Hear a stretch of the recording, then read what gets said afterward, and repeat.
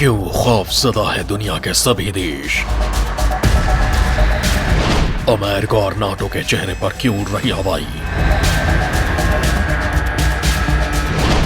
क्यों लोगों को सता रहा है परमाणु बम का खौफ? क्या अब होने वाला है परमाणु युद्ध? रूस ने क्यों तैनात किए हैं परमाणु हथियार? क्या यूक्रेन पर परमाणु बम गिराएगा रूस? क्या पूरी तरह बर्बाद हो जाएगा यूक्रेन? क्या रूस को रोक पाएंगे पश्चिमी यूरोपीय देश? क्या फिर दिखने वाली है महाविनाश की भयावह तस्वीर? दोस्तों, रूस और यूक्रेन के बीच चल रही जंग 5वें दिन भी जारी है। दोनों तरफ से बमों की बौछार हो रही है, तोपें गरज रही हैं, लेकिन अब कुछ ऐसा होने जा रहा है जिसकी आप कल्पना नहीं कर सकते हैं। विनाश का ऐसा तांडव होने वाला है जिसे देखकर आपकी रूह कांप जाएगी और आप सिहर उठेंगे। दोस्तों, आखिर ऐसा क्या होने वाला है जिससे यूक्रेन की तस्वीर बदल जाएगी, उसका वजूद खत्म हो जाएगा? आज इस वीडियो में मैं आपको बताऊंगा, बर्बादी की वो पूरी दास्तान सुनाऊंगा जिसे सुनकर आपका दिल दहल उठेगा, कलेजा मुंह को आ जाएगा। जी हाँ दोस्तों, विनाश की इस पटकथा में कुछ ऐसा ही होने वाला है जिसे सुनकर आपके होश उड़ जाएंगे, लेकिन इसके लिए आपको मेरे साथ बने रहना होगा और ये पूरा वीडियो अंत तक देखना होगा। तो चलिए शुरू करते हैं। दोस्तों, आपको विनाश की उस भयावह तस्वीर से अवगत कराऊं उससे पहले बता दूं कि रूस और यूक्रेन के बीच जारी जंग में अब बेलारूस भी कूदने जा रहा है। बताया जा रहा है कि बेलारूस यूक्रेन में रूस की मदद के लिए अपनी सेना भेजने वाला है।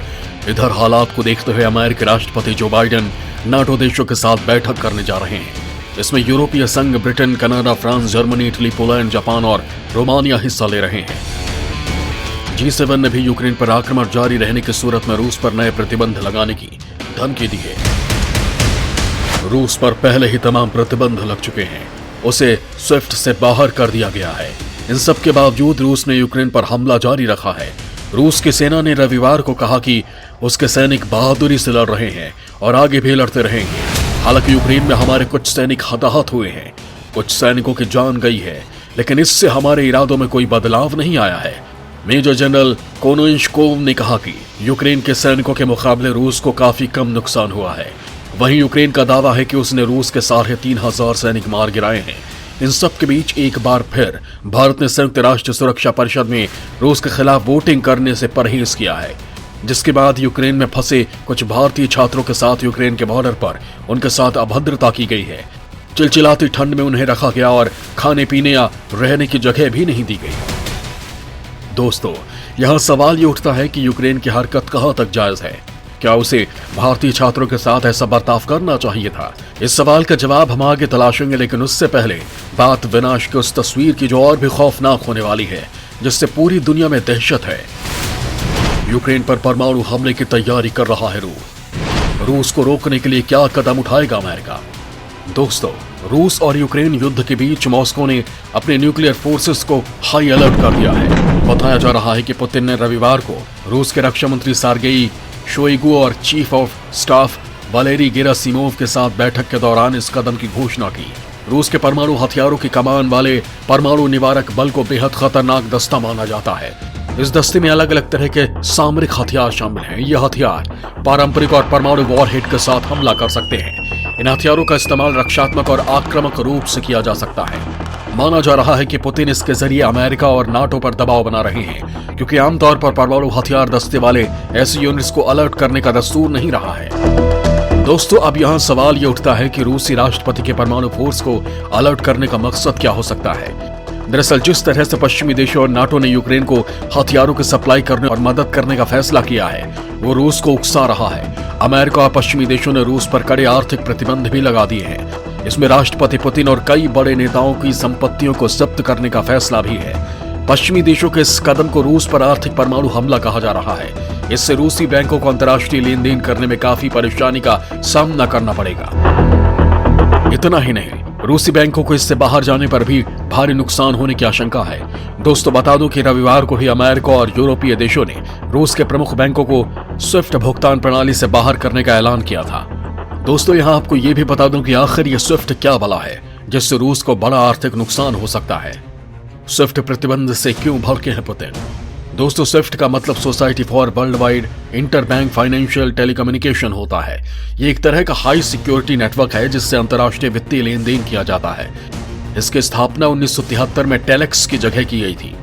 अब तक दुनिया के 200 से अधिक देश अपनी बैंकिंग के लिए स्विफ्ट नेटवर्क का इस्तेमाल करते हैं। इसे ग्लोबल फाइनेंस चेन के लिए एक जरूरी तकनीक माना जाता है। दोस्तों माना जा रहा है कि रूस के परमाणु बमों की तैनाती इस स्विफ्ट प्रतिबंध का नतीजा है।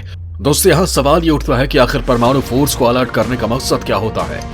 दरअसल जिस तरह से पश्चिमी देशों और नाटो ने यूक्रेन को हथियारों की सप्लाई करने और मदद करने का फैसला किया है वो रूस को उकसा रहा है। इसका साफ मतलब है कि अगर स्थिति बिगड़ी तो रूस परमाणु हमला करने से भी नहीं हिचकेगा।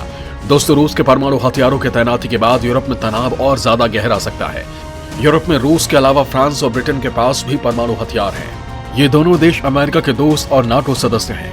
ऐसे में रूस के आसपास के इलाकों में ये देश भी अपने अपने परमाणु हथियारों को तैनात कर सकते हैं। ऐसे में अगर अमेरिका भी रूस के नजदीक अपने परमाणु हथियारों को तैनात करता है तो इससे भविष्य में गतिरोध और ज्यादा गंभीर हो सकता है। दोस्तों बड़ा सवाल ये भी है कि रूस के परमाणु हथियारों की तैनाती का आखिर मकसद क्या है और क्यों अमेरिका और नाटो देश इससे भड़के हुए हैं। दरअसल नाटो का कहना है कि रूस इसके जरिए पूरी दुनिया में डर का माहौल बनाना चाहता है। दूसरे विश्व युद्ध के दौरान अमेरिका ने जापान पर 2 परमाणु बम गिराए थे। उस हमले का दंश हिरोशिमा और नागासाकी आज भी झेल रहा है। ऐसे में रूसी अलर्ट ने पूरी दुनिया को हिलाकर रख दिया है। अगर रूस परमाणु हमला करता है तो इसके नतीजे भयावह होंगे। दोस्तों हम जिस परमाणु निवारक बल की बात कर रहे हैं आखिर वो होता क्या है और काम कैसे करता है ये भी आपको जानना चाहिए। तो चलिए आपको इसके बारे में भी बता देता हूं। दोस्तों दूसरे विश्व युद्ध के विनाशकारी परिणाम के बाद भी परमाणु हथियारों की होड़ अभी तक जारी है। रूस और अमेरिका जैसे देशों के पास सबसे ज्यादा परमाणु हथियार हैं। ये देश इन हथियारों के रखरखाव और प्रयोग के लिए अलग यूनिट्स बना चुके हैं जो इसे कंट्रोल करते हैं। माना जाता है कि nuclear command and control system परमाणु हथियारों का इस्तेमाल का पहला कमांड सिस्टम है। दोस्तों शांति काल में परमाणु हथियार बल को इस तरह के अलर्ट पर नहीं रखा जाता है। ये बल इस दौरान लॉन्च करने वाले सर्किट को डिस्कनेक्ट कर देते हैं। लेकिन अगर किसी देश को लगता है कि उन पर कोई हमला हो सकता है या होने का खतरा है तो इस स्थिति में सर्किट को तार से फिर से कनेक्ट कर दिया जाता है जिससे ऑर्डर मिलने के बाद तुरंत हमला किया जा सके। एक बार शुरुआती कमांड जारी कर दी जाती है तो सिस्टम इस पर एक्टिव हो जाएगा। इस स्थिति में सिस्टम तभी हमला करेगा जब उससे लगेगा कि रूसी क्षेत्र में परमाणु हमला हुआ है या धमाका हुआ है। परमाणु बम को अलर्ट करने का ये मतलब नहीं होता कि वो देश पहले हमला करेगा। वो पहले हमला तभी करेगा या जब ऐसी कोई चेतावनी उसे मिलती है। जहां तक इसके अलर्ट का सवाल है तो ऐसा पहले कभी नहीं देखा गया। परमाणु हथियारों की होड़ के दौरान या शीत युद्ध के दौरान कभी भी परमाणु बल को इस तरह से अलर्ट नहीं किया गया। ऐसे में दुनिया ने पहली बार इस तरह का अलर्ट देखा है जिस तरह से रूस ने परमाणु बम को अलर्ट मोड पे किया है। इससे साफ पता चलता है कि वो किसी भी धमकी को बर्दाश्त करने के मूड में नहीं है और जरूरत पड़ने पर परमाणु हमला कर सकता है। दोस्तों क्या आप जानते हैं कि किस देश के पास कितने परमाणु हथियार हैं?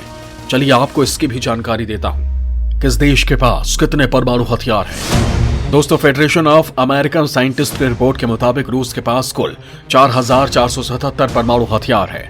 इनमें से 2565 स्ट्रेटेजिक और 1912 नॉन स्ट्रेटेजिक हथियार हैं। रिपोर्ट में यह भी बताया गया है कि पिछले कुछ सालों से रूस अपने परमाणु बम और उसके आधारभूत ढांचे का तेजी से आधुनिकीकरण कर रहा है। ऐसा भी दावा किया गया था कि रूस के परमाणु हथियार सोवियत संघ के जमाने के न होकर काफी आधुनिक हैं। दिसंबर 2021 में रूस के रक्षा मंत्री सार्गेई शोइगु ने बताया कि उसके परमाणु जखीरे में आधुनिक हथियारों और उपकरणों की तादाद 89.1% तक पहुंच गई है। FSA की रिपोर्ट के मुताबिक दुनिया के 4 देशों के पास हमले के लिए परमाणु हथियार तैयार हैं। इस सूची में 1800 एक्टिव परमाणु हथियारों के साथ अमेरिका टॉप पर है। अमेरिका के कुल परमाणु हथियारों की संख्या 5550 है, जिसमें से 3800 स्टॉक पीस में रखे गए हैं। दूसरे स्थान पर रूस है जिसके पास एक्टिव परमाणु हथियारों की संख्या 1600 है। तीसरे स्थान पर फ्रांस और चौथे स्थान पर ब्रिटेन है। दोस्तों जानकारों का मानना है कि रूस यूक्रेन के साथ युद्ध में परमाणु बम का इस्तेमाल नहीं करेगा क्योंकि नाटो और अमेरिका ने साफ कह दिया है कि वो यूक्रेन में अपनी सेना नहीं भेजेगा। लिहाजा यूक्रेन का सैन्य बल रूस के आगे कहीं नहीं ठहरता है। ये बात अलग है कि उसके जवान दिलेरी से रूस के सैनिकों के साथ मुकाबला कर रहे हैं, लेकिन वो रूस का ज्यादा दिनों तक सामना कर पाएगा इसकी कोई गारंटी नहीं है। ऐसी हालत में रूस का परमाणु युद्ध करने का सवाल ही पैदा नहीं होता। दोस्तों रूस अगर अपनी पूरी ताकत और आधुनिक हथियारों के साथ यूक्रेन पर हमला कर दे तो पल भर में ही यूक्रेन का विनाश कर देगा। लिहाजा आपको ये सोचकर डरने की जरूरत नहीं है कि परमाणु युद्ध होने वाला है। जय हिंद, जय भारत।